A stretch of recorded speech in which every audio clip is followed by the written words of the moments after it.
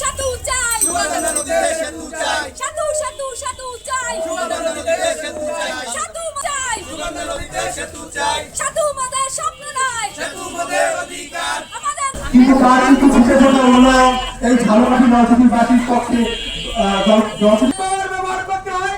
আমরা দেখেছি কালবৈশাখী ঝড় হলে আমাদের শিক্ষার্থী যারা আসবে তারা বুঝতে পারিনি। এভাবে আমরা দেখি প্রতি বছর কিন্তু আমাদের কোনো যে আজকেও যদি আমাদের ভাগ্যের পরিবর্তন না হয় এই ঝালকাঠি এটা জরুরি ভিত্তিতে আমাদের এই নলছিটিবাসীদের উপকারিত হবে যাতে এই চেষ্টা হয়। আসসালামু আলাইকুম।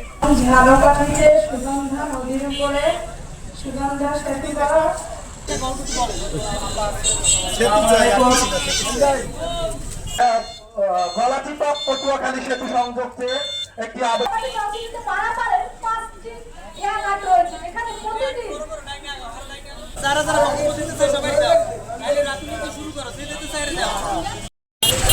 ধন্যবাদ এবং পেয়ে যাচ্ছি।